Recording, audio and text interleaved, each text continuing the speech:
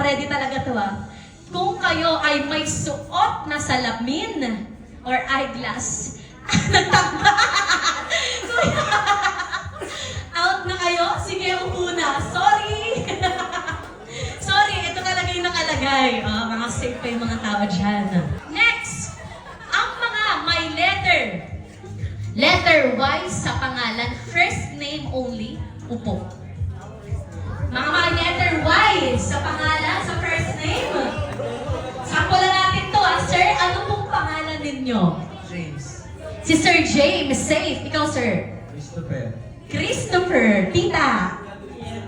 Okay, mga safe? Wala dyang maya? Okay. Eto naman, kanina nasa first name tayo. How about sa surname naman tayo? Okay, sa apelyido. May letrang B as in baboy sa apelyido. Opo. Opo. Baboy po ito Ayaw mga lakson, mga safe. Hindi ko sinadya ito. Okay, next. Ilan na lang sila? 1, 2, 3, 4, 5, 6, 7, 8, 9, 10, 11, 12, 13, 14 ang maglalabanan. Sige.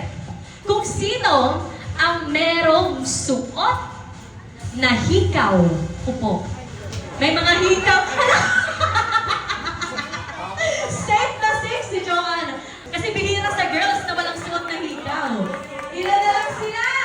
1, 2, 3, 4, 5, 6, 7, 8, 9. Sino naman sa inyo? Maging totoo dahil pwede namin tignan to. Sino sa inyo ang may suot na underwear, brief or panty na color black? Color black! Tingin? Kaya anong kulay ng suot mong panty ngayon? Pink! Sa inyo, baby girl. Brown and sa'yo? Pink? Okay. Say, tatlo na lang po kayong maglalabanan. Kayo naman, first name po ulit tayo. Sino naman sa inyo ang first name niya ay may letter? May letter E! E! Okay, tanggal na si baby girl. Ikaw din? Okay. Bakit? Oh, mga safe si Mark? Si baby girl? Wala. Mark! Congratulations! Halika rito! Bandang muli. Sabi niya, pumunta lang, may premyo pa. You!